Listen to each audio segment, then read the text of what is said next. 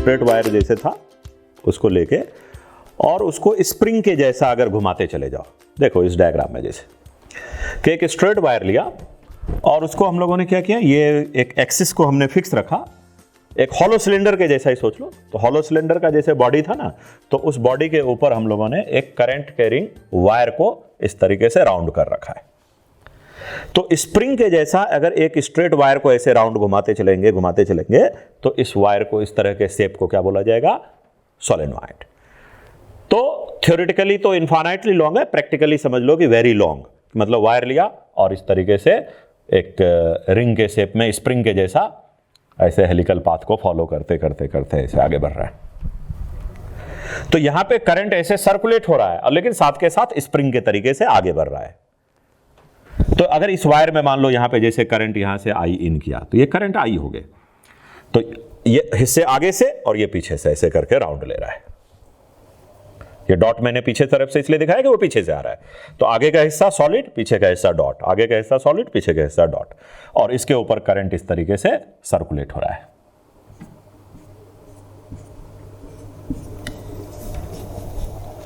और इसी का ये जो स्ट्रक्चर मैंने खींचा है, ये हो गया इसका क्रॉस सेक्शनल व्यू।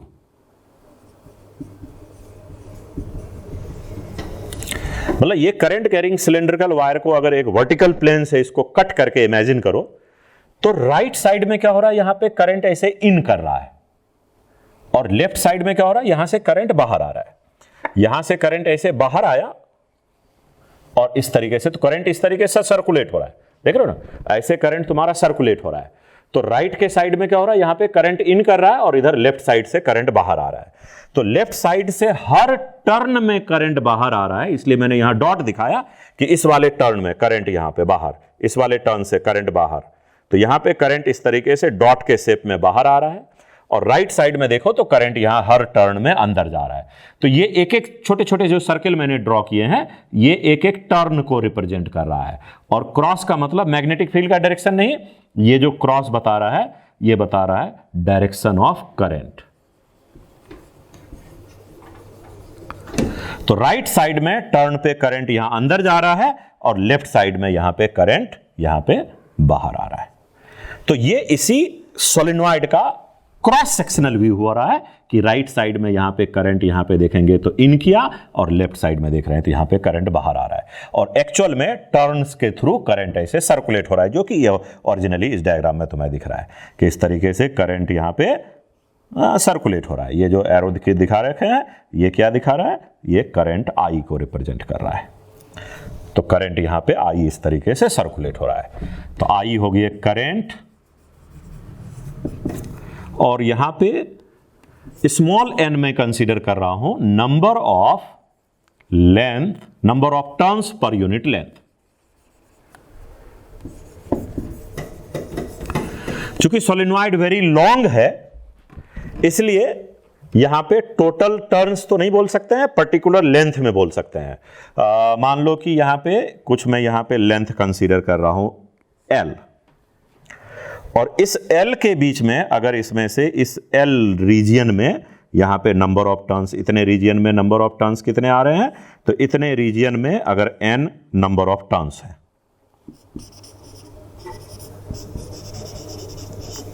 तो L लेंथ के रीजियन में अगर नंबर ऑफ टर्न्स n है, तो नंबर ऑफ टर्न्स पर यूनिट लेंथ कितने हो गए, n बाई L। तो ये स्मॉल n का सेंस वही है, नंबर ऑफ टर्न्स पर यूनिट लेंथ, इसका मतलब n बाई L। तो n बाई L बोलने का मतलब n is the number of turns in length L। n क्या हो गया, number of turns in length L। तो प्रैक्टिकली L का मतलब यहां सोलेनॉइड का लेंथ नहीं है, सोलेनॉइड का लेंथ तो वेरी लॉन्ग है, लेकिन उसी लॉन्ग सोलेनॉइड के किसी भी L लेंथ को अगर हम कट करते हैं, तो उस L लेंथ में number of turns capital N है, तो यूनिट लेंथ में कितने हो गया, n बाई L, जिसको हमने स्मॉल n से रिप्रेजेंट किया। तो अब यहां पे B का वैल्यू हमें पता करना है, B का डायरेक्शन। अब सोचो, तो ये एक तरीके से सोचो तो सर्कुलर वायर के जैसा शेप हुआ ना, करंट ऐसे सर्कुलेट हो रहा है। तो अगर करंट इस तरीके से सर्कुलेट हो रहा है, तो बीच में मैग्नेटिक फील्ड इस तरीके से आएगा। तो ऐसे बहुत सारे रिंग के सिचुएशन बन रहे हैं। तो हर रिंग का मैग्नेटिक फील्ड क्या हो रहा है, इस तरीके से एक रिंग है तो मैग्नेटिक फील्ड ऐसे ऊपर बना, इस रिंग का ऊपर बना, इस रिंग का ऊपर बना, इस रिंग का ऊपर बना। तो ये सारे मैग्नेटिक फील्ड ज्वाइंट होके मैग्नेटिक फील्ड लाइंस इसमें कैसा दिखने वाला है, तो यहां मैग्नेटिक फील्ड लाइंस ये बीच के रीजन में ऐसे दिखेंगे।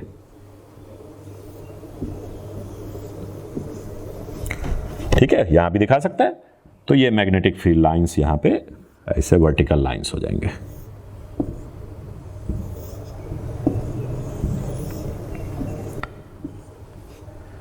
तो यहां पे ये जो हो गया मैग्नेटिक फील्ड, इनसाइड में मैग्नेटिक फील्ड है।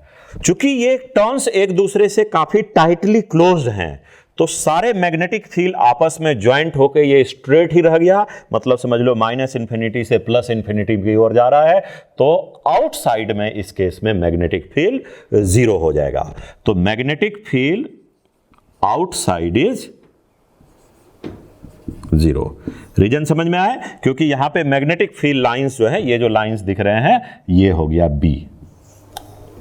तो इनसाइड में ये सारे मैग्नेटिक फील्ड लाइंस पैरेलल हैं, ये मैग्नेटिक फील्ड यूनिफॉर्म हो जाएगा और आउटसाइड का मैग्नेटिक फील्ड जीरो हो गया, क्योंकि यहां स्प्रिंग के जैसा केस ले रहे हैं और इनफाइनाइटली लॉन्ग है। तो एक रिंग का मैग्नेटिक, एक रिंग को छोटा सा बार एक मैग्नेट के जैसा ट्रीट कर सकता है ना, कि अगर एक रिंग है तो एक रिंग का एक तरीके से करंट कैरिंग वायर का ये एक छोटा सा मैग्नेट बना, दूसरे रिंग का भी फिर मैग्नेट बना, तीसरे रिंग का भी मैग्नेट बना, फिर से रिंग के मैग्नेट बने। तो ये सारे रिंग का मैग्नेट आपस में ज्वाइंट होके एक ये बड़ा सा मैग्नेट के जैसा इक्विवेलेंट काम करेगा। तो इसलिए सोलेनॉइड के बीच में आपको यूनिफॉर्म मैग्नेटिक फील्ड हो जाएगा और आउटसाइड में मैग्नेटिक फील्ड जीरो हो गए। तो अब इनसाइड में मैग्नेटिक फील्ड कितने होने चाहिए, तो इस पर्पस के लिए मैं यहां पे एक एम्पियर्स लूप लेता हूं। तो क्यों ना इसी एल लेंथ का ही एम्पियर्स लूप ले ले। तो यहां पे एक एल लेंथ का एम्पियर्स लूप ले रहे हैं और लूप किस शेप का है, तो यहां पे एक रेक्टेंगल या स्क्वायर शेप मान सकते हैं। ये हो गया एम्पियर्स लूप। यहां भी दिखा सकते हैं सेम एम्पियर्स लूप, यहां पे देखेंगे तो थोड़ा विजुअलाइजेशन इजी रहेगा।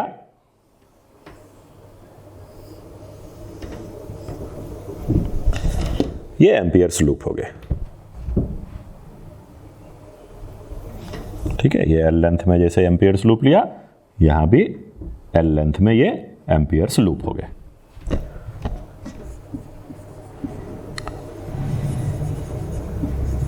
एम्पियर्स लूप कितने हैं, लेंथ एल है।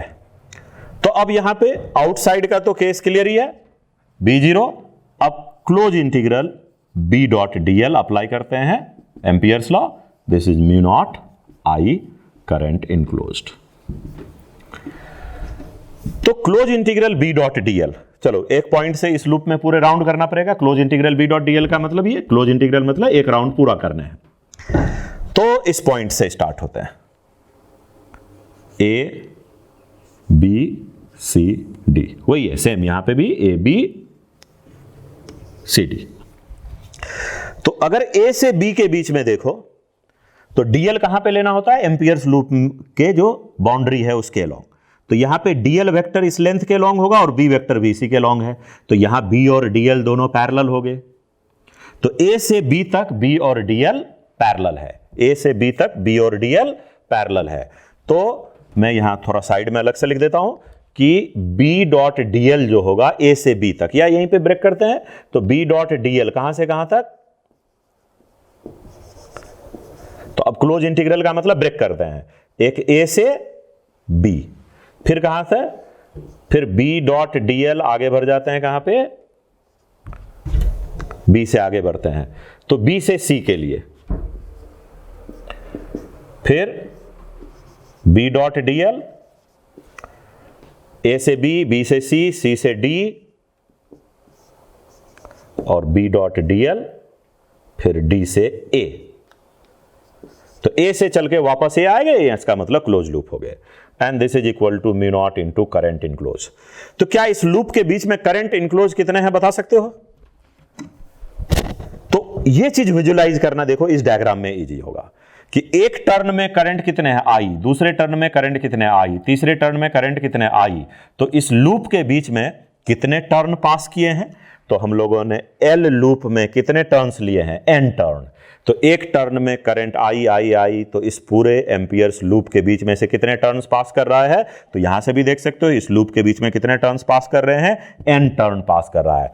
तो हर टर्न्स के वजह से करंट आई इसके अंदर पास किया, तो इसका मतलब करंट इनक्लोज कितने हो गए, तो आई plus I plus I plus आई कितने टाइम्स, तो नंबर ऑफ टर्न्स n है, तो इसका मतलब एन आई। तो करंट इनक्लोज हो गए कैपिटल एन आई।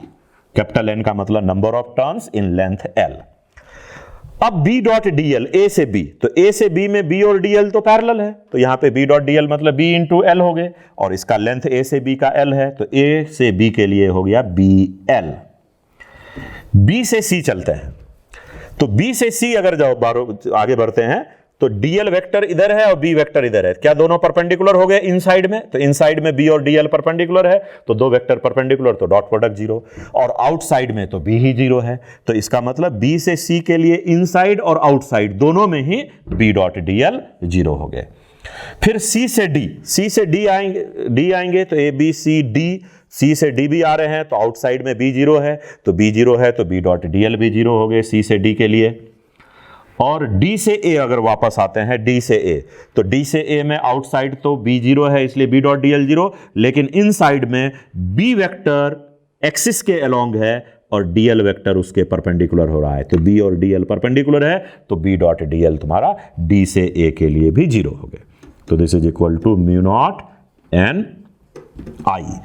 तो अब L को उधर भेज देंगे, तो B का वैल्यू इनसाइड का क्या रिजल्ट आ गया, तो मैग्नेटिक फील्ड इनसाइड का जो रिजल्ट आया, तो नाउ B इनसाइड कहां से आया, इधर से, तो B inside is equal to mu naught capital N I by L, जिसको कि हम लोग बोलेंगे mu naught capital N by L ही क्या है, स्मॉल एन, तो स्मॉल एन आई।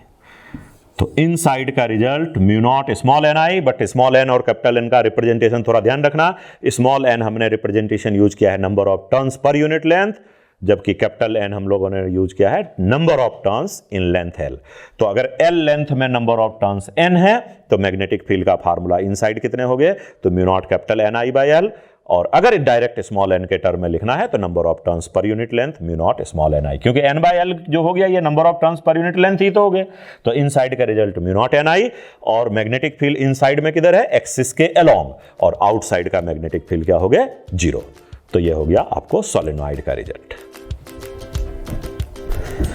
तो सोलेनॉइड का जब हम लोग चर्चा कर रहे हैं, तो इनफाइनाइटली लॉन्ग सोलेनॉइड का तो रिजल्ट हो गया म्यू नॉट स्मॉल एन आई, इनसाइड का रिजल्ट B यूनिफॉर्म हो गया, आउटसाइड 0 हो गया। लेकिन अगर मान लो कि एक फाइनाइट लेंथ का सोलेनॉइड हो,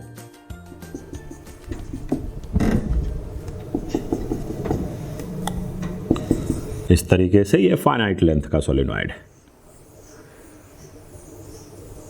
और इसमें करंट सर्कुलेट हो रहा है, और ऐसे केस में एक्सिस पे मैग्नेटिक फील्ड पूछ दिया जाए, इसमें भी करंट आई हो गए, स्मॉल आई करंट हो गए, स्मॉल एन हो गए नंबर ऑफ टर्न्स पर यूनिट लेंथ,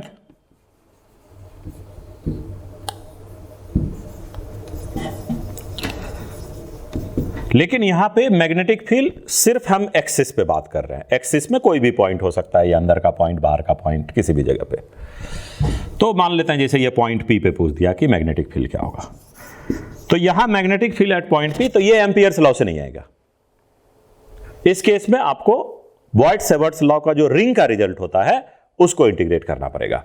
बेसिकली हर रिंग का एक्सिस का ये पॉइंट है, तो ऐसे केस में क्या करना पड़ेगा, x डिस्टेंस पे dx थिकनेस का पार्ट कट करेंगे और उसके मैग्नेटिक फील्ड को यहां dB बोलेंगे और dB को इंटीग्रेट करेंगे तो B आएगा, और dB के लिए जो रिंग का रिजल्ट हम लोगों ने बॉयड-सेवर्ट्स लॉ से निकाला था उसको निकालेंगे।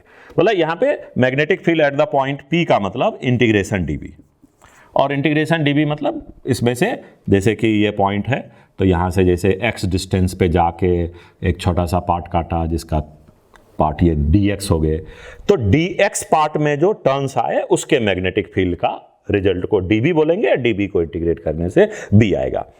लेकिन इसका रिजल्ट बहुत आसानी से याद रखा जा सकता है, चूंकि इनफाइनाइट का तो रिजल्ट याद रखना ही है म्यू नॉट एन आई, तो डेरिवेशन का क्या तरीका है, मैंने अप्रोच बता दिया, आप चाहो तो प्रैक्टिस कर सकते हो। एक्स पे जाके dx थिकनेस का पार्ट काटा, उसका मैग्नेटिक फील्ड dB कहाँ से लेंगे, रिंग के रिजल्ट को यूज करेंगे। वहाँ नंबर ऑफ टर्न्स सिर्फ क्या यूज कर लोगे, तो नंबर ऑफ टर्न्स ध्यान रखना है कि यूनिट लेंथ में number of turns small n है, तो dx में नंबर ऑफ टर्न्स कितने हो जाएंगे, तो dn नंबर ऑफ टर्न्स जो हो जाएगा ds लेंथ में, तो small n into dx। Unit length में number of turns small n, तो dx लेंथ में नंबर ऑफ टर्न्स कितने हो गए, n dx। तो n dx number of turns हो गया, और b का फार्मूला एक टर्न का जो है उससे इसको मल्टीप्लाई करोगे dB आएगा। क्या होता है, जो रिंग का रिजल्ट है उसको इंटीग्रेट करने से आ जाएगा। लेकिन इंपॉर्टेंट है कि ये रिजल्ट को याद कैसे रखोगे। तो ये रिजल्ट हो जाएगा जैसे इनफाइनाइट का, तो याद है ना, mu naught small n i, बस बाई 2 कर दो, और ये ब्रैकेट में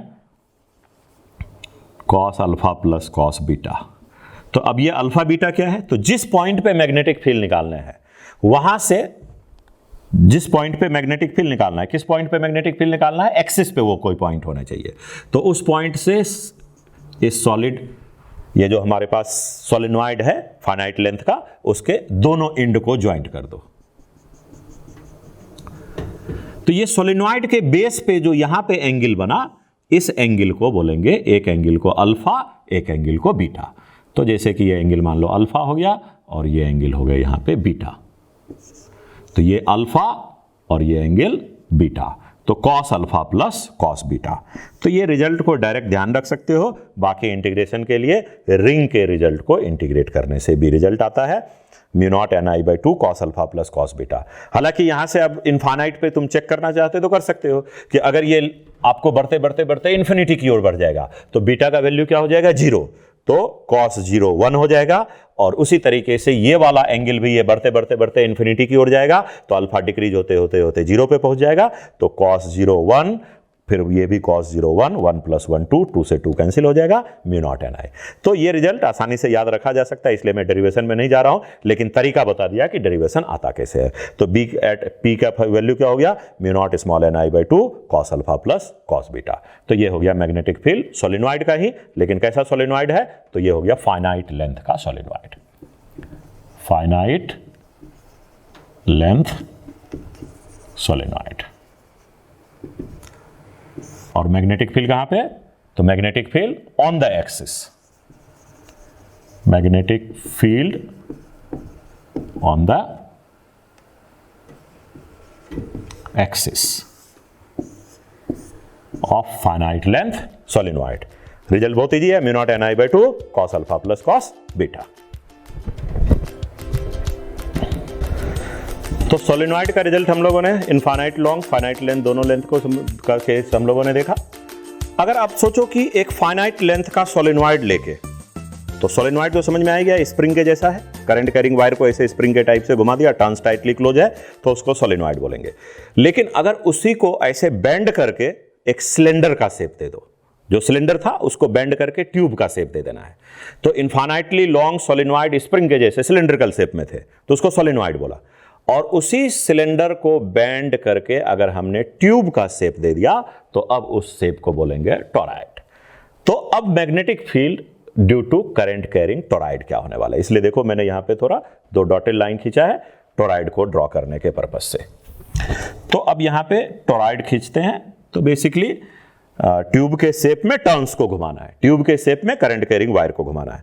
तो कैसे, एक वायर लिया और इस वायर को इस तरीके से इस पे राउंड करते जाएंगे, ठीक है। ये जो पीछे से दिखा रहा हूं ये बेसिकली ये डॉटेड से है, ये मैं सिर्फ आगे का पार्ट दिखा रहा हूं, देख रहे हो, पीछे ये डॉटेड से रहा होगा।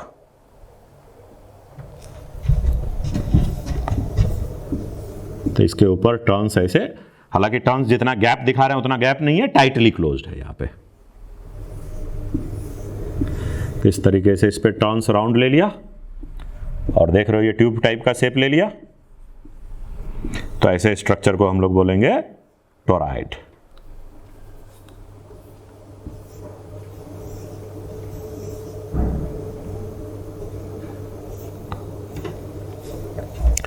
तो अब अगर इस वायर में करंट दे दिया जाए, तो मैग्नेटिक फील्ड इसमें कहां होगा, किस तरीके से होगा, जरा उसका कैलकुलेशन करते हैं। तो अगर चलो यहां से करंट तुम्हारा इन करता है, तो ये करंट इन किया यानी डॉट मैंने दिखाया पीछे से आएगा ऐसे, फिर ये करंट ऐसे आएगा। तो करंट इस तरीके से इस पे सर्कुलेट हो रहा है पूरे में, ट्यूब के सरफेस पे। तो अगर ये करंट इस तरीके से सर्कुलेट हो रहा है और यहां से देखो कि करंट बाहर आ गया, तो एक टर्न पे करंट इन किया, दूसरे टर्न पे करंट बाहर आया, तो करंट का जो डायरेक्शन है यहां पे, ये अंदर के साइड से ऐसे बाहर पे राउंड कर रहा है। तो बी का डायरेक्शन निकालने के लिए तो वही तरीका है, अगर हम लोग करंट को कर्ल करेंगे तो थंब हमें मैग्नेटिक फील्ड का डायरेक्शन बता देगा।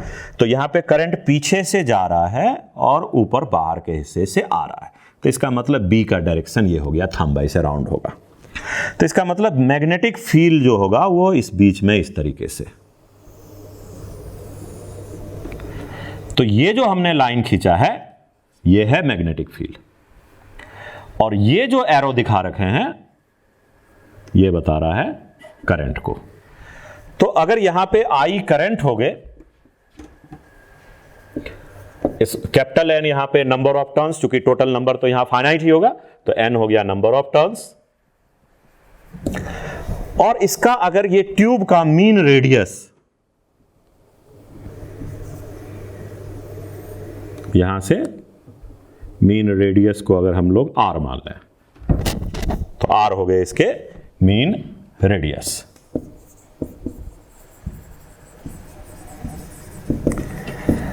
तो इस केस में भी क्लियर है कि मैग्नेटिक फील्ड लाइंस तो देख रहे हो कि ट्यूब के बीच में रह गया। ऐसे भी सोलेनॉइड जब सीधा था तो मैग्नेटिक फील्ड बीच में थे, अब उसको टर्न हमने किया तो ये ट्यूब के अंदर में मैग्नेटिक फील्ड रह गए, तो आउटसाइड का मैग्नेटिक फील्ड क्या हो जाएंगे, जीरो।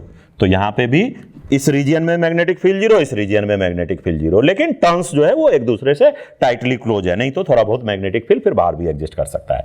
तो टर्न्स को टाइटली आइडियल केस मान के चल रहा है, तो इसका मतलब magnetic field outside is zero. अब हमें ये जो अंदर है मैग्नेटिक फील्ड, ये जो बी हमारा इनसाइड है, इसको पता करना है। तो अगेन एम्पियर्स लॉ को अप्लाई करने वाले हैं, तो close integral B dot D L is equal to mu naught into I current enclosed.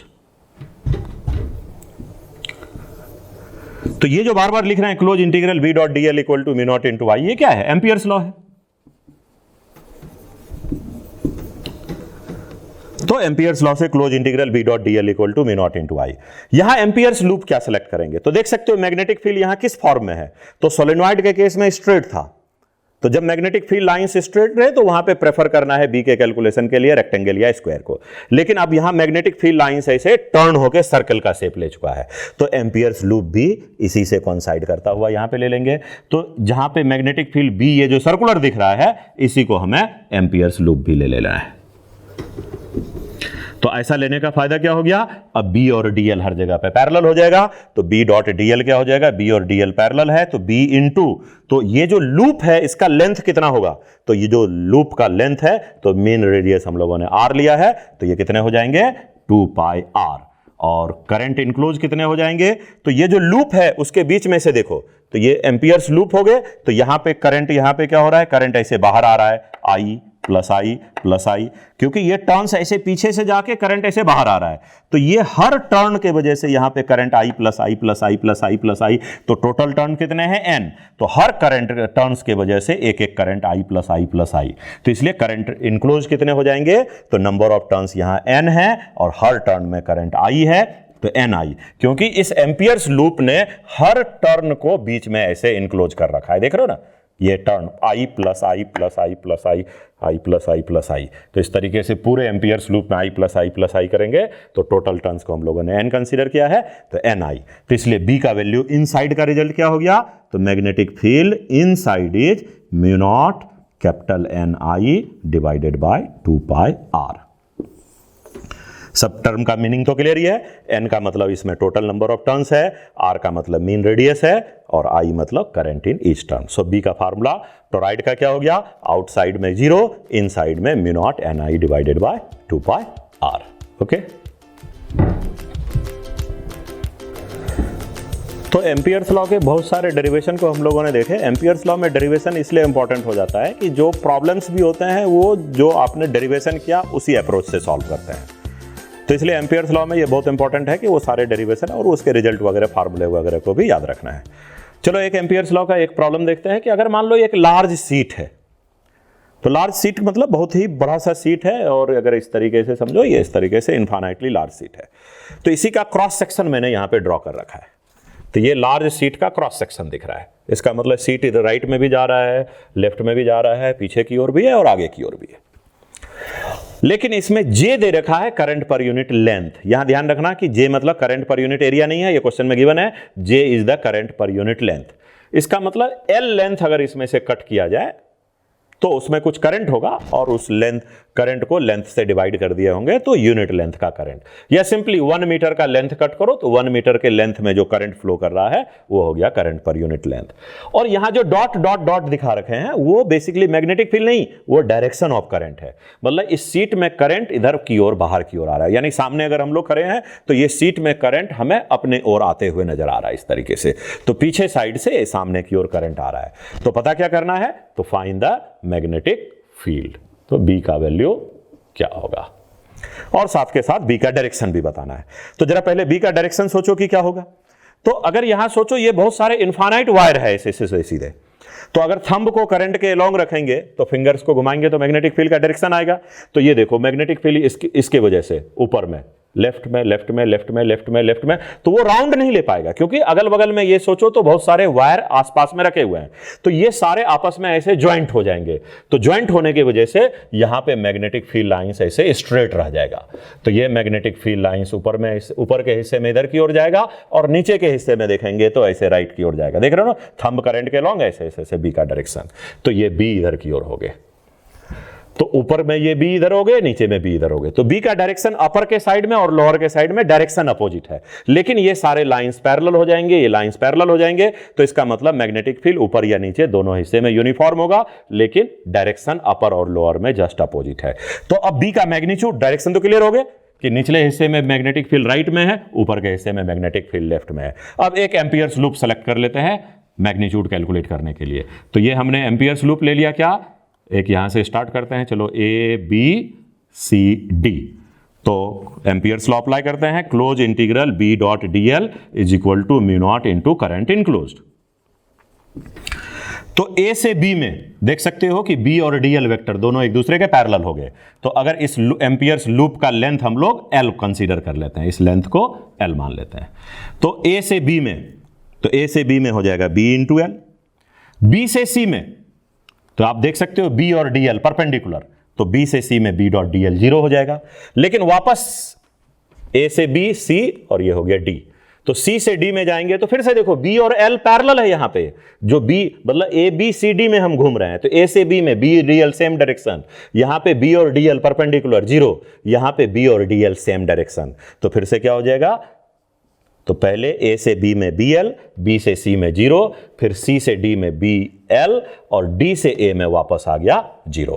और करंट इनक्लोज कितने हो जाएंगे, तो करंट पर यूनिट लेंथ J है और इस एम्पियर्स लूप का लेंथ हम लोगों ने L लिया है, तो यूनिट लेंथ में करंट है J, तो L लेंथ में करंट क्या हो जाएगा, तो J इंटू L। तो ये BL प्लस BL कितने हो गए, 2BL। ये तो क्लियर है ना, ये किस हिस्से के लिए आया है, ये A से B के लिए, और ये किस हिस्से के लिए, ये वाला B से C के लिए, और ये वाला C से D के लिए, और ये वाला D से A के लिए। दोनों मिला के हो गए 2BL, this is mu not J into L, L cancel हो गए, तो B का वैल्यू देख सकते हो म्यू नॉट J/2। क्या आया, कांस्टेंट आएगी वेरिएबल, तो mu not constant, J constant, 2 constant, तो मैग्नीट्यूड हो गए कांस्टेंट, लेकिन डायरेक्शन क्या हो गया, ऊपर के हिस्से में लेफ्ट और नीचे के हिस्से में राइट। तो ऊपर और नीचे डायरेक्शन अलग अलग है, लेकिन B यूनिफॉर्म है, ऊपर के हिस्से में भी नीचे के हिस्से में भी। तो ये लार्ज करंट कैरिंग सीट का मैग्नेटिक फील्ड हो गया म्यू नॉट J/2।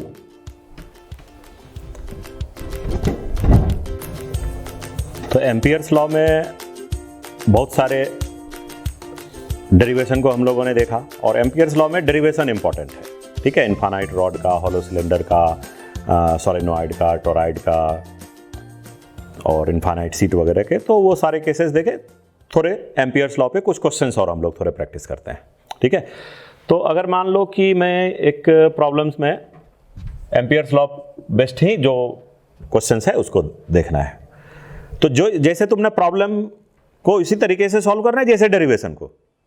मतलब ये समझ लो कि जो भी तुमने डेरिवेशन किया, डेरिवेशन में क्या कर रहे थे, एम्पियर्स लॉ में एक एम्पियर्स लूप सेलेक्ट किया, एम्पियर्स लूप सेलेक्ट करने के बाद close integral B dot D L equal to mu naught into आई।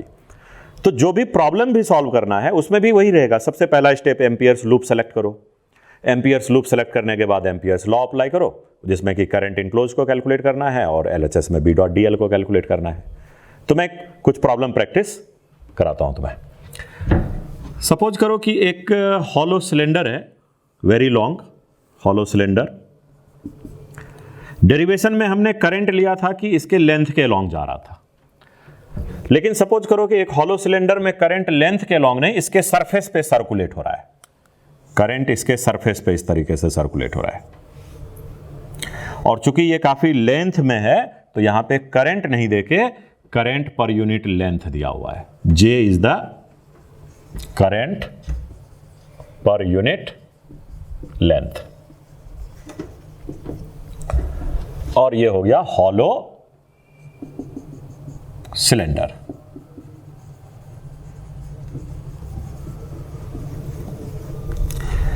जब हॉलो सिलेंडर में करंट लेंथ के अलॉन्ग गया था तो उस केस में इनसाइड में मैग्नेटिक फील्ड जीरो थे, बाहर में मैग्नेटिक फील्ड एग्जिस्ट कर रहा था।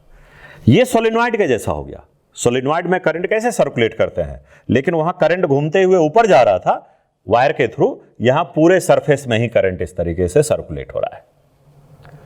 तो यहां मैग्नेटिक फील्ड जो होगा सोलेनॉइड के जैसा। सोलेनॉइड में आउटसाइड मैग्नेटिक फील्ड जीरो थे, इनसाइड मैग्नेटिक फील्ड था। जबकि हॉलो सिलेंडर में जब करंट लेंथ के अलॉन्ग थे तो उसमें इनसाइड में मैग्नेटिक फील्ड जीरो था, बाहर में मैग्नेटिक फील्ड ऐसे राउंड करते हुए था। यहां मैग्नेटिक फील्ड क्या होगा, तो इस तरीके से करंट सरफेस पे सर्कुलेट कर रहा है, तो करंट के अलॉन्ग अगर फिंगर्स को घुमाओगे तो थंब देखो बीच में जाएगा, तो बीच के हिस्से में यहां पे मैग्नेटिक फील्ड होगा, ये मैग्नेटिक फील्ड होगा, और ये जो एरो है ये करंट डेंसिटी J के डायरेक्शन को बता रहा है कि ये सरफेस पे सर्कुलेट हो रहा है। तो यहां पे करंट ऐसे सर्कुलेट पे हुआ सरफेस पे, बीच में मैग्नेटिक फील्ड है, आउटसाइड नहीं होगा, सारा मैग्नेटिक फील्ड लाइंस ऐसे बीच में रह गए। तो यहां पे आउटसाइड में मैग्नेटिक फील्ड जीरो है, तो इनसाइड में मैग्नेटिक फील्ड क्या होगा। तो अब सबसे पहला काम एम्पियर्स लूप सेलेक्ट करेंगे। कैसा लेंगे एम्पियर्स लूप, तो जब भी बोला था मैग्नेटिक फील्ड लाइंस तुम्हें स्ट्रेट लाइंस दिखे तो वहां एम्पियर्स लूप बेहतर क्या होगा, स्क्वायर या रेक्टेंगल के शेप में। तो यहां पे एम्पियर्स लूप एक ऐसे एल लेंथ का एम्पियर्स लूप ले लेते हैं। तो ए बी सी डी ये हो गया एम्पियर्स लूप। तो अब एम्पियर्स लॉ अप्लाई कर देते हैं। Close integral B dot D L is equal to mu naught into current enclosed. देख रहे हो, जैसे डेरिवेशन था उसी तरीके से प्रॉब्लम भी सॉल्व करना है।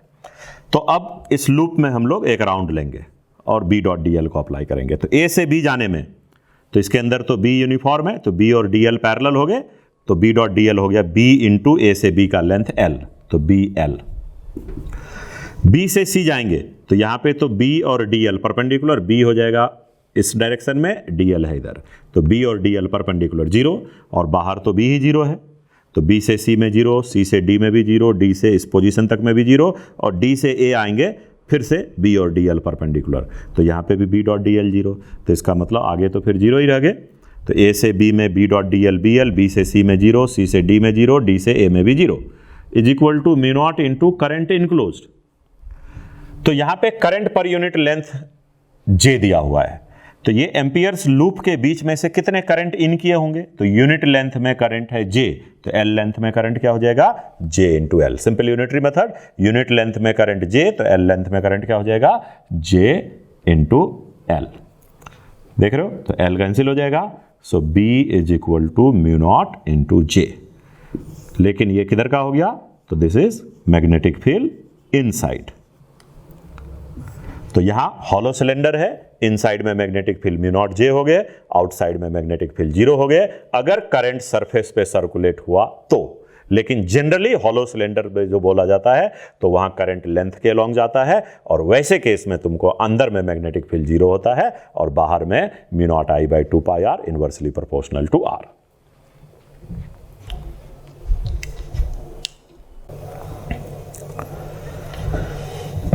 सिलेंडर का केस हम लोगों ने देखा था, सॉलिड सिलेंडर है तो यहां पे करंट आई लेंथ के लॉन्ग जा रहा है, इनफाइनाइटली लॉन्ग सिलेंडर, ये एक्सिस हो गया, इसका रेडियस आर है। अगर इसका क्रॉस सेक्शनल व्यू देखोगे तो इस तरीके का नजर आएगा, रेडियस आर है, इसमें करंट इस तरीके से आई मान लो इनवर्ड की ओर जा रहा है, इसमें करंट किधर जा रहा है, तो यहां पे करंट को मैं दिखा देता हूं, इसके अंदर करंट आई जो है वो क्रॉस मतलब अंदर की ओर जा रहा है, मतलब ये लेंथ में करंट ऐसे जा रहा था, इसको ऐसे लिटा के अगर सामने क्रॉस सेक्शनल व्यू देख रहे हैं तो इस तरीके से। तो सेंटर से जो रेडियल डिस्टेंस r था, तो दो केस बनते थे, एक इनसाइड और एक आउटसाइड। तो r less than capital R यानी इनसाइड में मैग्नेटिक फील्ड वेक्टर फॉर्म में क्या होगा। हालांकि रिजल्ट तो मैंने इनसाइड आउटसाइड का तुम्हें डेराइव कराया हुआ है, मतलब b, चलो एक बार फिर से रिजल्ट लिख देते हैं। तो b इस केस में आउटसाइड में क्या होता है, तो इनफाइनाइट वायर वाला ही रिजल्ट होता है, mu naught I divided by 2 pi small r, ये आउटसाइड में, मतलब r greater than capital R। और मैग्नेटिक फील्ड इनसाइड में क्या होता है, तो आउटसाइड तो इनवर्सली प्रोपोर्शनल होते हैं, लेकिन इनसाइड में जो होता है magnetic field proportional to R होते हैं। तो ये रिजल्ट क्या था, mu naught I divided by 2 pi capital R square into small r। तो इनसाइड का रिजल्ट था प्रोपोर्शनल टू R, आउटसाइड का result inversely proportional to R। तो ये जो रिजल्ट इनसाइड और आउटसाइड को हमने एम्पियर्स लॉ से डिराइव किया था, रिजल्ट तो ऑलरेडी तुम्हारा देखा हुआ है, इस रिजल्ट को वेक्टर फॉर्म में लिखना है R less than capital R के लिए, ये इनसाइड वाले रिजल्ट को।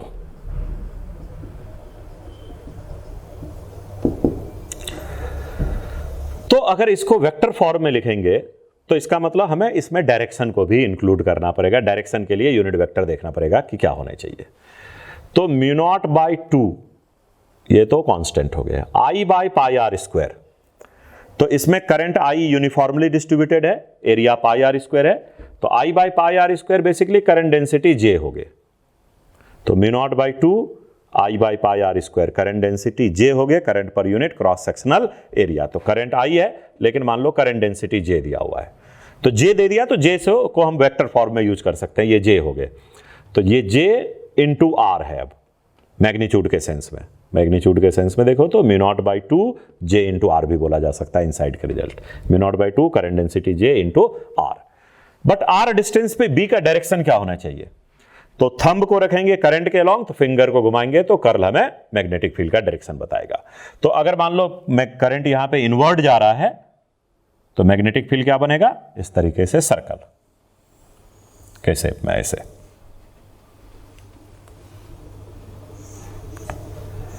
तो ये हो गया तुम्हारा B इनसाइड, इसको वेक्टर R बोल सकते हैं आप। तो दोनों देखो परपेंडिकुलर है। और करंट डेंसिटी यहां पे कैसे है, तो करंट अगर हमने अंदर की ओर लिया है तो करंट डेंसिटी J वेक्टर जो है वो भी क्रॉस है। तो J है इनवर्ड, R हो गए इस साइड में, B हो गए इस साइड में। तो J और R का क्रॉस प्रोडक्ट क्या, B का मैग्नीट्यूड दे रहा है, B का डायरेक्शन बता रहा है क्या। तो अगर देखो तो यहां पे ये वेक्टर R है और J वेक्टर अंदर है, तो R क्रॉस J B के अपोजिट चला गया। इसका मतलब J अंदर की ओर है, तो J क्रॉस R से देखो B का प्रॉपर डायरेक्शन दे रहा है। J वेक्टर यहां पे क्रॉस हमने लिया इनवर्ड, तो राइट हैंड को यूज करेंगे, J inward R vector right में, तो J क्रॉस R B। तो J क्रॉस R जो है वो B के प्रॉपर डायरेक्शन को बता रहा है। डायरेक्शन ऑफ B कौन बता रहा है,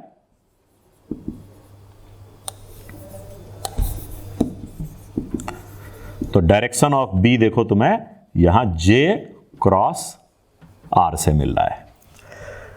तो अगर इस रिजल्ट को J क्रॉस R रिप्लेस कर दें तो क्या हमारा मैग्नीट्यूड में फर्क पड़ेगा क्या? तो J और R का मैग्नीट्यूड देखा जाए तो J और R तो एक दूसरे के परपेंडिकुलर है, तो इसका मैग्नीट्यूड क्या हो जाएगा? J R sin 90, तो J इंटू R ही है। तो इसका मतलब वेक्टर फॉर्म लिखना बहुत आसान हो गया। तो B इन साइड वाले को क्या लिखा जाएगा यहाँ पे?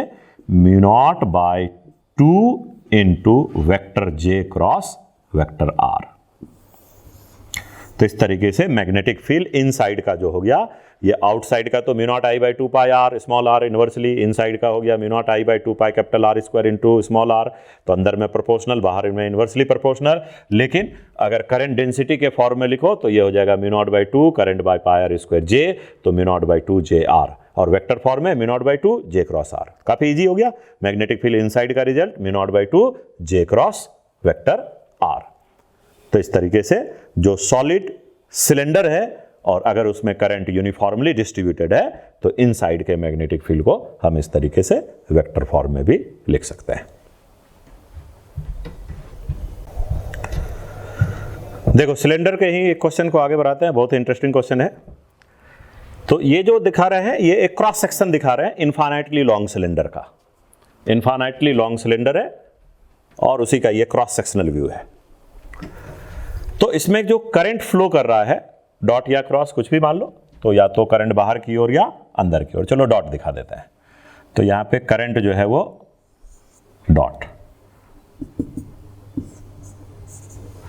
तो करंट नहीं लिख के मैं करंट डेंसिटी यहां पे ले रहा हूं। जे हो गया करंट डेंसिटी, करंट पर यूनिट एरिया, और करंट डेंसिटी का डायरेक्शन बाहर है। लेकिन ये जो सॉलिड सिलेंडर था उसी में से एक कैविटी कट किया गया है, सिलेंड्रिकल कैविटी। मतलब कैविटी जो है वो भी इनफाइनाइटली लॉन्ग है क्योंकि वो भी सिलेंड्रिकल शेप का है। तो ये कंप्लीट सिलेंडर एक बड़े रेडियस का और इसके अंदर एक छोटे रेडियस का एक सिलेंड्रिकल कैविटी कट किया है और दोनों का एक्सिस पैरेलल है, एक्सिस इज पैरेलल। तो इस कैविटी के अंदर कोई पॉइंट पी ले रहे हैं, वहां पे मैग्नेटिक फील्ड बताना है। तो इसका मतलब इसमें क्या करना पड़ेगा कि अगर यही करंट डेंसिटी का पूरा ये सिलेंडर होता तो उसके वजह से जो यहां मैग्नेटिक फील्ड होगा B1 मान लो, और जो कैविटी वाला पार्ट है उस पार्ट का अगर यहां मैग्नेटिक फील्ड B2 है तो दोनों का डिफरेंस, तो पूरे सिलेंडर का मैग्नेटिक फील्ड B1 और जो कैविटी का मटेरियल है उसका मैग्नेटिक फील्ड यहां पे B2। तो कैविटी को कट करके हटा दिया, तो इसका मतलब B1 में से B2 को माइनस कर देंगे तो ये जो रिमेनिंग पोर्शन है उसके वजह से मैग्नेटिक फील्ड P पे निकल जाएगा। मतलब अप्रोच क्या है? तो इस क्वेश्चन को सॉल्व करने का अप्रोच हो गया है कि एक बार सोचना है कि ये पूरा, तो इसके वजह से पॉइंट P पे कैविटी, ये सेंटर C1 हो गया और ये पॉइंट P, इसमें से एक हमने कैविटी कट किया है तो इसलिए मैं माइनस लिख रहा हूं उसको। तो ये जो कैविटी कट किए उसका सेंटर है C2 और ये पॉइंट है P। तो इस पूरे के वजह से जो मैग्नेटिक फील्ड होगा ये B1 एज ए वेक्टर, और ये जो पोर्शन काट के निकाल रहे हैं उसके वजह से ये मैग्नेटिक फील्ड P पे हो गया B2। तो ये B1 में से B2 को अगर माइनस कर देंगे तो जो पोर्शन ये बच गया, मतलब ये पूरे पोर्शन को क्या बोल सकते हैं? This portion minus this portion, ये पूरा होल कैविटी पूरा और उसके अंदर ये कैविटी वाला पार्ट, इसको हम लोगों ने यहां से हटाया तो इसलिए minus. So this is equivalent to this minus this. तो इसका मतलब ये जो मैग्नेटिक फील्ड हमें इसका बताना है, magnetic field at the point P, ये किसके बराबर? B1 माइनस B2 के बराबर। तो वेक्टर फॉर्म में चलने का बेनिफिट है। तो लास्ट क्वेश्चन में मैंने इन साइड के लिए तुम्हें वेक्टर फॉर्म में रिजल्ट को लिखना बताया। तो B1 को क्या लिखेंगे? Mu naught by 2 into J cross R। तो mu naught by 2 J current density cross R, R का मतलब C1 से ये जो P वेक्टर होगा ये हो जाएगा वेक्टर R। तो ये वेक्टर को मैं लिख देता हूं C1 से ये P वेक्टर, ये वेक्टर हो गया R1, और C2 से जो P वेक्टर हो जाएगा इसको बोल देते हैं R2। तो ये हो गया पोजीशन वेक्टर R2 और ये हो गया पोजीशन वेक्टर R1। तो mu naught by 2 J cross R, तो J क्रॉस R1 माइनस तो जो कैविटी है उसको हटाना है, तो सिर्फ कैविटी को सोचो तो वो भी सिलेंडर है, सिलेंडर के सेंटर के रिस्पेक्ट में P का पोजीशन वेक्टर R2 है, तो मैग्नेटिक फील्ड क्या हो जाएगा, μ0/2 into J cross R2। So magnetic field at the point P in this structure is equivalent to पूरे का मैग्नेटिक फील्ड B1 जो काटा B2 B1 माइनस B2 कुछ नहीं μ0/2 J cross R, vector form में चलोगे तो कुछ नहीं है, तो ये रिजल्ट क्या हो जाएगा, therefore magnetic field at the point P is, तो μ0/2 कॉमन हो गए और देखो J क्रॉस J दोनों में है, तो J vector cross R1 minus R2। तो अब R1 वेक्टर में से R2 को माइनस करना है, तो देखो ये R1 है ये R2 है, तो R2 को जब हम रिवर्स करेंगे, इधर है ये R2 तो इधर की ओर हो जाएगा ये माइनस R2, तो R1 plus minus of R2 जो कि वेक्टर L के बराबर हो जाएगा, तो this is equal to μ0/2 J cross L। तो यहां L वेक्टर का गिवन है, तो C1 C2 जो दोनों सेंटर है, तो सेंटर को ज्वाइन करने वाला वेक्टर हो गया L। तो magnetic field in the cavity in vector form is μ0/2 J cross L। अच्छा, अब देखो क्या इंटरेस्टिंग रिजल्ट आ गया, तो ये तो J वेक्टर तो करंट डेंसिटी वेक्टर हो गए, μ0/2 कांस्टेंट है, L वेक्टर हो गया C1 C2 के बीच का। इसका मतलब पॉइंट P कैविटी में कहीं भी हो तो R1 R2 तो रहा नहीं, R1 R2 का डिफरेंस L वेक्टर आ गया, तो इसका मतलब कैविटी के किसी भी पॉइंट का रिजल्ट सेम आएगा। इसका मतलब inside cavity magnetic field B कैसा आ गया, यूनिफॉर्म आ गया। तो कैविटी के किसी भी पॉइंट पे यहां पे मैग्नेटिक फील्ड B यूनिफॉर्म होंगे और डायरेक्शन किधर आएगा, J क्रॉस वेक्टर L, और वेक्टर L का मतलब C1 C2 के बीच का जो ज्वाइन करने वाला वेक्टर है, देख सकते हो C1 से C2 ये वेक्टर L हो गए, और करंट डेंसिटी जैसे यहां हमने J बाहर की ओर लिया, तो J वेक्टर बाहर की ओर है तो J को L की ओर घुमाओ, तो J क्रॉस L। तो अगर एग्जैक्टली राइट साइड में ये कैविटी होता तो J क्रॉस L यानी अपवर्ड, तो मैग्नेटिक फील्ड P पे भी अपवर्ड C2 पे भी अपवर्ड, तो जो मैग्नेटिक फील्ड C2 पे होगा वही P पे होगा, तो इस कैविटी के हर पॉइंट पे मैग्नेटिक फील्ड का डायरेक्शन यहां पे क्या हो गया, अपवर्ड, और मैग्नीट्यूड कितने हैं, μ0/2 इंटू JL। मतलब मैग्नीट्यूड की बात करो तो μ0/2 JL, क्योंकि J और L तो परपेंडिकुलर हो गया, J हो गया तुम्हारा इस डायरेक्शन में और L वेक्टर हो गया इधर, तो देख सकते हो J और L एक दूसरे के परपेंडिकुलर है, तो मैग्नीट्यूड कितने हो गए कैविटी के किसी भी पॉइंट पे, तो μ0/2 J इंटू L। तो मैग्नीट्यूड भी कांस्टेंट आ गया और कैविटी के सारे पॉइंट पे ये रिजल्ट सेम होगा, मतलब B remains uniform inside the cavity, uniform inside the cavity, और जो कैविटी के सेंटर पे डायरेक्शन आएगा वही उसके अंदर किसी भी पॉइंट का डायरेक्शन होगा। तो करंट अगर तुम बाहर की ओर ले रहे हो तो ऐसे भी ऐसे कर्ल घुमाएंगे तो मैग्नेटिक फील्ड ऐसे राउंड लेगा, तो C2 पे यहाँ पे क्या होना चाहिए, अपवर्ड, तो इस कैविटी के हर पॉइंट पे मैग्नेटिक फील्ड यहाँ पे ऐसे अपवर्ड आ जाएगा। क्लियर है, बहुत ही इंटरेस्टिंग रिजल्ट आ गए। इलेक्ट्रोस्टैटिक्स में भी इसी तरीके का रिजल्ट आता है, अगर सॉलिड स्फीयर का केस ले लिया, उसके अंदर कैविटी काटा और चार्ज वहाँ पे यूनिफॉर्मली डिस्ट्रीब्यूटेड हो तो कैविटी के अंदर इलेक्ट्रिक फील्ड यूनिफॉर्म आते हैं।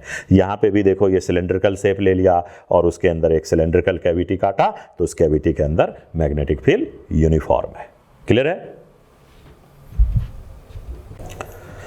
चलो एम्पियर्स लॉ के एप्लीकेशन पे एक और क्वेश्चन देखते हैं। तो ये एक कोएक्सियल केबल है जो कि इनफाइनाइटली लॉन्ग है।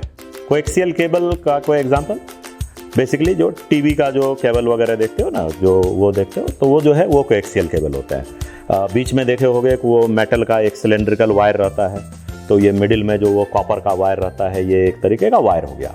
उसके ऊपर फिर वाइट कलर का देखो प्लास्टिक रहते हैं, वो तो इंसुलेटर हो गए, और उसके ऊपर फिर मेटल का नेट के जैसे लगे रहते हैं, तो वो मेटल का ये नेट जो है अगेन वो सिलेंडर का काम करता है। तो ये एक इन साइड में एक long, very long cylindrical wire है जिसका रेडियस a है। उसके बाद फिर से एक सिलेंडर है जिसका कि इनर रेडियस b है, आउटर रेडियस c है। इस वाले सिलेंडर का inner radius b, outer radius c, और ये एक सॉलिड सिलेंडर हो गया जिसका कि रेडियस a हो गया। तो इस तरह के केबल को बोलेंगे कोएक्सियल केबल, क्योंकि ये सिलेंडर दोनों का एक्सिस कॉमन है, लेकिन इनफाइनाइटली लॉन्ग, वेरी लॉन्ग मान के चल रहे हैं।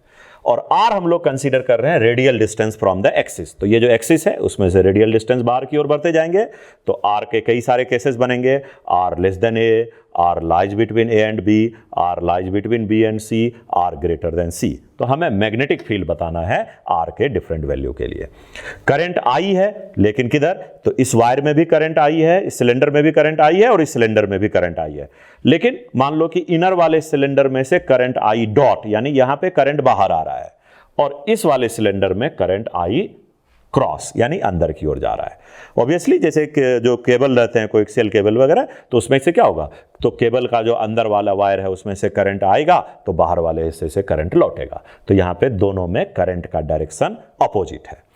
तो यहां पे अब तुम्हारे पास डिफरेंट केसेस एग्जिस्ट करेंगे। एक केस लेस देन ए का, तो 1 2 3 4 केस एग्जिस्ट करेगा। तो यहां पे 4 टाइम्स हमें एम्पियर्स लूप लेने पड़ेंगे। तो बी का डायरेक्शन क्या होने वाला है यहां पे, तो कहीं पे भी अगर देखो तो थंब क्या हो गया, करंट के अलोंग है, तो अगर थंब को यहां पे करंट के अलोंग रखेंगे तो मैग्नेटिक फील्ड ऐसे राउंड, तो इसका मतलब जो भी है मैग्नेटिक फील्ड सर्कुलर शेप में बनने वाले हैं। मतलब इस तरीके से थंब को रखा हमने करंट, तो मैग्नेटिक फील्ड ऐसे सर्कुलर शेप में बनने हैं। तो जब मैग्नेटिक फील्ड सर्कुलर शेप में बन रहा है तो एम्पियर्स लूप भी सर्कुलर शेप में ही लेना बेहतर होगा। तो एक एम्पियर्स लूप लेंगे यहां पे, तो इसका रेडियस r हो गया। तो पहला केस मान लो चलते हैं r लेस देन a। तो ये जो लूप L1 हो गया, तो इस लूप L1 का जो रेडियस है वो लेस देन a है। फिर से नेक्स्ट लूप तुम यहां पे ले सकते हो। तो यहां पे ये जो लूप लेंगे तो ये एम्पियर्स लूप L2 हो गया, r greater than a less than b। उसी तरीके से यहां होगा एक एम्पियर्स लूप, तो ये एम्पियर्स लूप हो गया L3, R greater than B less than C, और सबसे बाहर में एक एम्पियर्स लूप लेंगे, तो ये एम्पियर्स लूप हो गया L4, R greater than C। तो टोटल 4 केस हैं, L1, L2, L3, L4। R less than A, lies between A and B, lies between B and C, and R greater than C। तो 4 times Ampere's law लगाना है। तो R less than A के लिए close integral B dot DL mu naught I enclosed. तो जब भी amperes loop circular है तो LHS में तो कोई प्रॉब्लम नहीं है, B डॉट DL, B और DL पैरेलल ही हो जाता है, तो ये तुम्हारा क्या रिजल्ट आ जाता है, B इंटू 2 पाई R। यहां पे कोई इशू नहीं है। मेन करंट इनक्लोज इस केस में ढंग से तुम्हें कैलकुलेट करना है। LHS में तो हर केस में B DL का मतलब B इंटू 2 पाई R, करंट इनक्लोज को ठीक से कैलकुलेट करना है। तो ये हो गया mu naught into current enclose. तो L1 के बीच में करंट कितना है, तो A रेडियस पे के एरिया में करंट है I, तुम्हें कितने में निकालना है, सिर्फ R रेडियस में। क्या करना पड़ेगा, करंट पर यूनिट एरिया इनटू ये जो लूप है उसका एरिया। तो करंट I कितने एरिया पे, पाई A स्क्वायर एरिया पे। लेकिन हमें कितने एरिया में चाहिए, अंदर वाला जो लूप है एम्पियर्स लूप उसके बीच का करंट चाहिए, तो into pi small r square. ठीक है, पाई कैंसिल हो जाएगा, तो B का वैल्यू क्या हो गया, mu not I divided by 2 पाई, एक r देख सकते हो कैंसिल हो जाएगा, 2 पाई A square into small r। तो ये हो गया B प्रोपोर्शनल टू R। चलो नेक्स्ट केस लेते हैं, ये फर्स्ट हो गए। सेकंड हो जाएगा R greater than A less than B। मतलब अब इस वाले सिलेंडर से बाहर आ गए, लेकिन अंदर वाले सिलेंडर के बीच में जो मैग्नेटिक फील्ड की बात कर रहे हैं। तो amperes loop L2, R lies between A and B। तो अगेन B डॉट DL, अब तो वही रह जाएगा, तो इसको बार बार नहीं लिख रहा हूं। एम्पियर्स लूप का फार्मूला तो यही है, close integral B dot DL is equal to mu naught into current enclosed. लेकिन किस लूप में, तो लूप L2 के लिए। तो B डॉट DL हो गए B इंटू 2 पाई R और म्यू नॉट करंट इनक्लोज। तो जो L2 लूप है वो तो इस दोनों के बीच में है, तो देख सकते हो अब करंट इनक्लोज क्या हो गया, तो ये पूरा जो मिडिल का कंडक्टर है वो पूरा का पूरा करंट इनक्लोज। लूप L2 पे ध्यान दो, लूप L2 तुम्हारा ये वाला है। तो इस लूप के बीच में से ये करंट आई पास कर रहा है, कंप्लीट ये करंट आई जा रहा है, तो करंट इनक्लोज हो गया आई। तो बी का वैल्यू हो गया simply mu naught I divided by 2 pi R. तो ये हो गया B inversely proportional to R. तो बी प्रोपोर्शनल टू आर था, अब ये B inversely proportional to R हो गया। सबसे जो क्रिटिकल केस है ये थर्ड वाला, तो R greater than B less than C. तो again close integral B dot D L mu naught into current enclosed. तो बी डॉट डी एल तो बी इंटू 2 पाई आर हो गए, mu naught into current enclosed. तो अब current enclose हमें देखना है किस लूप के लिए, लूप L3 के लिए। तो जो लूप L3 है एम्पियर्स लूप, ये इस बाहर वाले सिलेंडर के बीच में कहीं है। तो अब इसके बीच का करंट इनक्लोज देखोगे तो ये वाला करंट तो पूरा आ गया आई, लेकिन जो आउटर वाला सिलेंडर है उसका कुछ पार्ट ऑफ द करंट आएगा। तो ये करंट तो पूरा का पूरा, तो पहले तो इसको आई लिख लेते हैं, लेकिन इसमें भी करंट आई है, लेकिन लूप तो बी और सी के बीच में है, तो इसका मतलब आई का कुछ पार्ट आएगा। कितने आएगा, और जो भी आएगा उसको प्लस करेंगे कि माइनस करेंगे। तो यहां पे जो आई है आउटवर्ड और ये वाला जो करंट है इनवर्ड, तो डायरेक्शन अपोजिट हो गए, इसलिए यहां पे माइनस करना पड़ेगा। तो अब करंट चूंकि पार्ट निकालना है तो तुम्हें यूनिटरी मेथड लगाना पड़ेगा। तो करंट आई सबसे पहले तो डायरेक्शन उल्टा हो गया, इसलिए यहां माइनस कर रहे हैं। तो अब यहां पे कितने करंट इस वाले एरिया में आया, बी और आर के बीच में, इस वाले बीच में करंट जो आएगा वो हमें पता करना है। तो बी से सी के बीच में जो करंट है वो है आई। तो बी से सी के बीच का एरिया क्या होगा, तो आउटर एरिया हो गया पाई सी स्क्वायर और इनर एरिया हो गया पाई बी स्क्वायर। तो क्या करंट आई इसी एरिया पे डिस्ट्रीब्यूटेड है, बाहर का सिलेंडर का एरिया पाई सी स्क्वायर और ये एरिया हो गया पाई बी स्क्वायर। तो जो क्रॉस सेक्शन है सिलेंडर का pi C square minus pi B square, तो ये जो बाहर का सिलेंडर का क्रॉस सेक्शन है उसका एरिया हो गया pi C square minus pi B square. तो इतने एरिया में करंट है आई, तो ये हो गया करंट पर यूनिट एरिया। तो अब इसमें एरिया से मल्टीप्लाई करना पड़ेगा, कौन सा एरिया, तो जिस एरिया का करंट चाहिए। तो करंट हमें कहां से कहां चाहिए, बी से आर के बीच में। तो बी से आर के बीच का जो ये सिलेंडर का क्रॉस सेक्शन है उसका एरिया क्या बनेगा, तो pi R square minus pi B square, pi R square minus pi B square. तो टोटल करंट आई है तुम्हारा बी से सी के बीच में, लेकिन हमें चाहिए बी और आर के बीच में। तो बी और आर के बीच का area pi R square minus pi B square, और बी से सी के बीच का area pi C square minus pi B square. ये चीज मेन ध्यान रखना है। और यहां करंट का डायरेक्शन अपोजिट है, इसलिए माइनस किया। तो यहां से हमें बी का आसानी से फिर कैलकुलेशन होगा, माइनस वगैरह करना पड़ेगा। तो बी का मतलब हो गया करंट आई तो कॉमन हो जाएगा, तो mu naught I divided bye, इधर भेज दो 2 पाई आर, इधर क्या हो जाएगा 1 माइनस आई तो कॉमन ले लिया, पाई भी कैंसिल हो जाएगा, ये हो जाएगा R square minus B square by C square minus B square. तो ये हो गए बी का वैल्यू, आर का वैल्यू किसके बीच में, जो when R lies between B and C. एक और केस बचा हुआ है, फोर्थ केस, जो कि काफी इजी है, आर ग्रेटर देन सी, यानी दोनों सिलेंडर के बाहर आ गए। तो दोनों सिलेंडर के बाहर जब आ जाएंगे तो close integral B dot D L is equal to mu naught into current enclosed. चलो बताओ करंट इनक्लोज कितने हो जाएंगे, तो ये तो हो गया बी इंटू 2 पाई आर, और करंट इनक्लोज कितने, तो अब बाहर का जो लूप L4 है इसके बीच में दोनों ही सिलेंडर है, तो एक सिलेंडर में करंट आई बाहर है, एक सिलेंडर में करंट आई अंदर है। तो इसका मतलब करंट इनक्लोज कितने, आई माइनस आई, तो क्या हो जाएंगे 0। तो इसका मतलब बी का वैल्यू क्या हो गया 0। तो दोनों सिलेंडर के बाहर में मैग्नेटिक फील्ड 0 है। तो यहां एम्पियर्स लॉ हमें 4 टाइम्स अप्लाई करना पड़ा। तो इनसाइड का रिजल्ट इनवर्सली, दोनों के बीच में, सॉरी आर लेस देन ए के बीच में पहले आया प्रोपोर्शनल, फिर आया इनवर्सली, सबसे बाहर तो हो गया 0, सबसे जो कॉम्प्लिकेटेड है वो बी और सी के बीच में।